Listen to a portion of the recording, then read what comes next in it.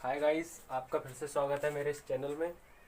और जैसा कि हमने अभी पहली वीडियो में देखा था, हमने ओन इज ब्लाइंडनेस जो कि खासकर 11 और 12 वालों के लिए क्लास है।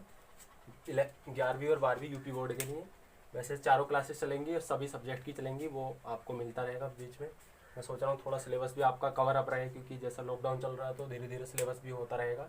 आप इसका स्क्रीनशॉट ले लेना बीच में से रोक के वीडियो को। तो हम करते हैं पहला, ये दूसरा चैप्टर, आई थिंक दूसरा या तीसरा चैप्टर है फर्स्ट ईयर और सेकंड ईयर के लिए। कल हमने इसकी स्टडी की थी ऑन हिज ब्लाइंडनेस की, और हमने धीरे से पढ़ना सीखा था, सारा सब कुछ एक एक वर्ड का अर्थ निकाल के हमने पढ़ना सीखा था। बट वो माई मिस्टेक, वो वीडियो डिलीट हो गई है। मैं अभी थोड़ा सा आपको समझा दे रहा हूँ उसमें। बुक्स के लिए 2 मिनट लगेंगे जस्ट। ऑन हिज ब्लाइंडनेस जो चैप्टर था वो था जॉन मिल्टन का, और उसमें क्या था कि ये पोइट्री है आपके, जैसे इंटर वालों का पोर्शन रहता है खासकर 12th फर्स्ट ईयर और सेकंड ईयर का, कि जैसे इंग्लिश का जो पोर्शन रहता है, इंग्लिश में आपका प्रोज पोइट्री और short story, merchant of Venice, light of Asia, इधर इन सब से, और ग्रामर पोर्शन अलग रहता है, उन सबसे सिलेबस आता है। तो उसी में से एक करा रहा हूँ मैं। पोइट्री आपका पोर्शन है, इसमें से रेफरेंस क्वेश्चंस भी आता है, एक्सप्लेनेशंस और शॉर्ट लॉन्ग क्वेश्चंस भी आते हैं, कभी कभी पूछ लेता है। और सेंट्रल आइडिया बेसिकली 4 से 5 मार्क्स का आता है, जो आप रटते हो, याद करते हो, लेकिन याद नहीं होता है। आई थिंक 20 समथिंग चैप्टर है, तो आप कितना याद कर पाओगे। मैं आपको याद नहीं कराऊंगा, मैं केवल एक ही आपको समझाऊंगा और आप खुद से बनाने लगोगे। मैंने खुद ऐसा किया था, मैंने खुद बनाए। जब मेरा एग्ज़ाम था हुआ था तो मैंने समथिंग 4 से 5 मेरे खुद के याद के आए थे। तो वो है, आपको रटना नहीं है, केवल समझना है। समझ जाएंगे आपको। तो मैं चैप्टर बता रहा हूँ, ठीक है। ऑन इज ब्लाइंडनेस जो चैप्टर था जॉन मिल्टन का, इसमें जॉन मिल्टन जो है वो 40 या 42 साल की एज में, पहले हिंदी देख लेते हैं, हिंदी से इंग्लिश करना ज़्यादा अच्छा रहता, ईजी रहता। तो जॉन मिल्टन जो है वो 40 से 42 की एज में अंधे हो जाते हैं, और वो काफ़ी फेमस पोइट होते हैं, कवि होते हैं लिखने के लिए, और बोर्ड पे उन्होंने बहुत सारी पोएम्स भी लिखी हुई होती हैं, और ये उनके अंधे होने के बाद की पोएम लिखी थी उन्होंने।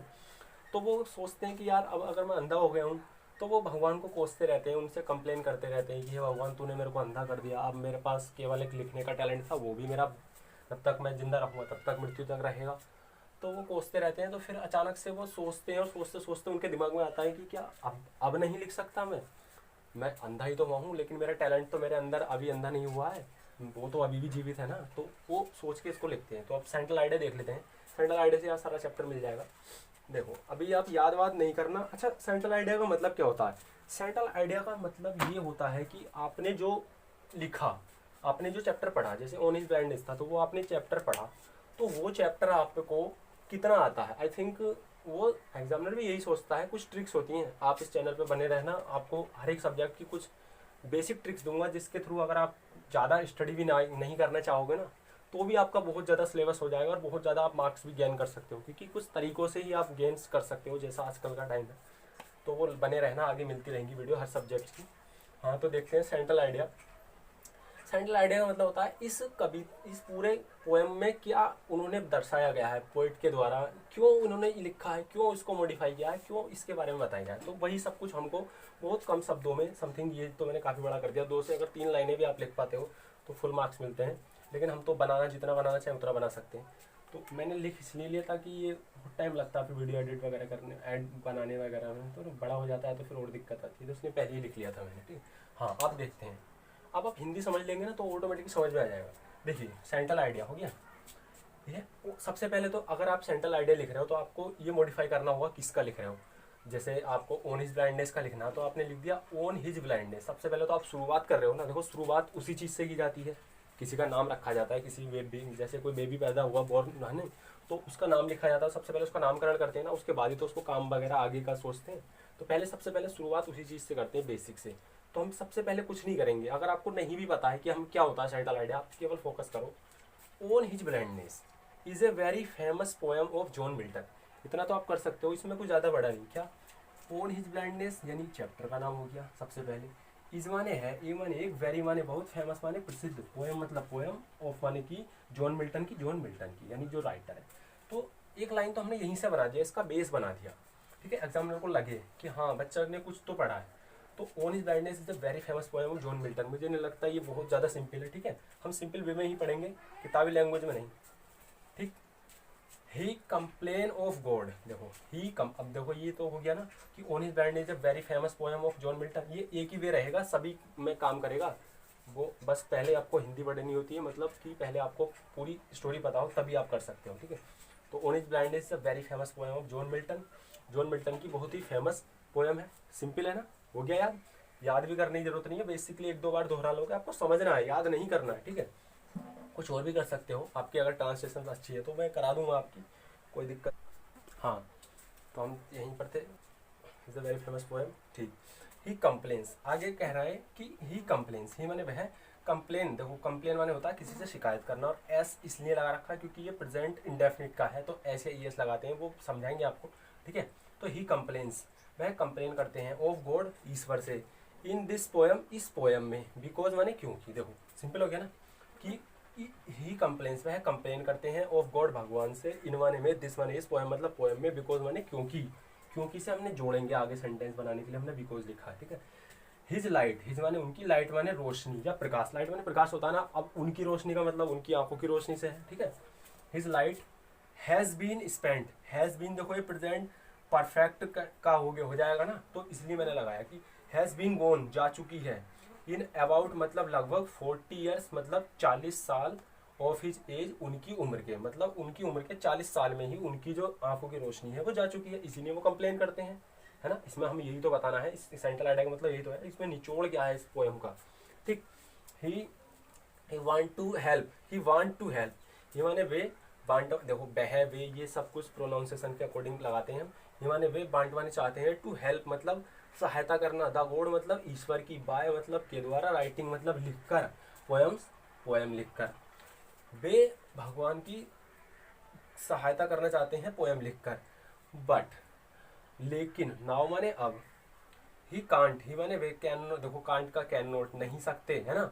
डू मतलब कर, और समथिंग मतलब कुछ भी, फॉर गॉड भगवान के लिए, लेकिन इस समय वे, नाउ का मतलब इस समय, मतलब इस समय वे कुछ भी नहीं कर सकते भगवान के लिए, ठीक है। दोबारा देख लेना तो थोड़ा कंफ्यूजन नहीं होगा।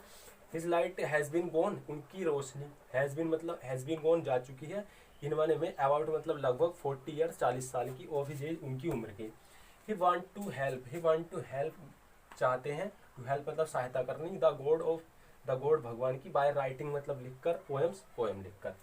बट माने लेकिन, now he can't do, but लेकिन नाउ अब, ही कांट डू वे नहीं सकते, डू माने कर, समथिंग मतलब कुछ भी, फॉर गॉड भगवान के लिए, लेकिन इस समय भगवान के लिए कुछ नहीं कर सकते, क्यों।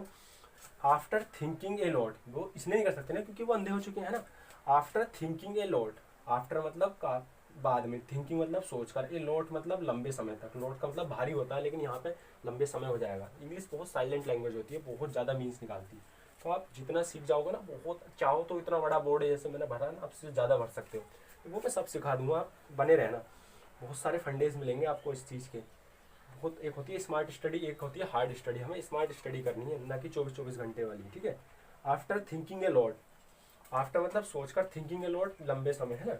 ही डिसाइड वे निश्चय करते हैं, दैट ही कान राइट, ही माने वे, कैन माने सकते हैं, राइट मतलब लिख, पोएम्स पोएम, फॉर गॉड भगवान के लिए, इन दिस सिचुएशन इस स्थिति में भी, इन माने में, दिस माने इस, देखो दिस माने यह होता है, लेकिन यहाँ पे इसका मीन्स आएगा, इन दिस सिचुएशन इस स्थिति में भी, आल्सो, आल्सो माने भी, यानी उस स्थिति में भी ये चाहकर अब पोएम लिख सकते हैं भगवान के लिए, अब भी वो चाहते हैं तो पोएम लिख सकते हैं।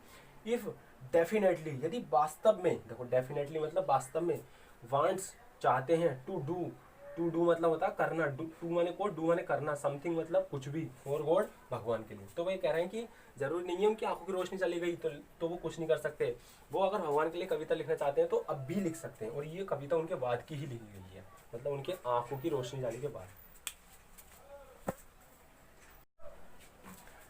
ठीक है गाइस, फिर देखते हैं इसका नेक्स्ट चैप्टर के लिए। आई थिंक अभी इसका शॉर्ट क्वेश्चन, लॉन्ग क्वेश्चन आप बहुत याद करते हो, कितने कितने याद करते हो मुझे नहीं पता, बट नहीं, आप, मैं चाहता हूँ कि आपको याद ना करनी पड़े, आपको ज़्यादा मेहनत नहीं करनी पड़े, क्योंकि आपके पास मेहनत के लिए बहुत सारे सब्जेक्ट हैं, आप ऐसे सब्जेक्ट में तो मेहनत ना ही करें तो ज़्यादा अच्छा है, खासकर इंग्लिश, हिंदी या जो भी। मेरे अकॉर्डिंग तो अगर आप फिजिक्स केमिस्ट्री मेरे से पढ़ो तो शायद उसमें मेहनत नहीं करनी पड़े, क्योंकि कॉन्सेप्ट आप समझ जाते हो तो फिर आपको कितना भी बड़ा बना सकते हो, कुछ भी कर सकते हो ना, तो वही चाहता हूँ मैं, ठीक है। तो फिलहाल आज इतना ही रखते हैं, और अभी इसके लॉन्ग क्वेश्चन, शॉर्ट क्वेश्चन जो होते हैं वो रटने वटने नहीं होते हैं, मैं बता दूंगा आपको कि कैसे लॉन्ग क्वेश्चन, यानी कोई भी क्वेश्चन हो उस क्वेश्चन से आंसर कैसे बनाते हैं, हमें नहीं पता कि क्या है क्या नहीं है, लेकिन हम फिर भी क्वेश्चन को तोड़ मरोड़ के उसको आंसर कर सकें, क्योंकि वो तो पूछ रहा है उसे हमें पता है, हमें पूरी पोएम याद है, तो हम क्या क्वेश्चन के आंसर नहीं दे सकते? कुछ भी आंसर, कोई भी क्वेश्चन कर लो आप, लेकिन बस डेफिनेट की वो इंग्लिश में हो। तो वो अगर आप एक बार ट्रांसलेशन वगैरह मेरे से सीख जाओगे तो आप सब कुछ होगा। ठीक है, ठीक है फ्रेंड्स, ध्यान रखना फिर इस चीज़ का, और आगे लाइक शेयर सब्सक्राइब कर लेना, और जितना भी हो सके आप जितना फैलाओ इसको ज़्यादा अच्छा रहेगा, क्योंकि आपकी क्लासेस में चाहता हूँ कि डिले ना हो, तो ज़्यादा बेटर रहेगा। खासकर 11th-12th का ये भी चल रहा है, एक वीडियो अभी डाल रखी है मैंने केमिस्ट्री की, वो जाकर देख लेना चैनल पर, और भी मैं कंटिन्यू करता रहूँगा सब कुछ।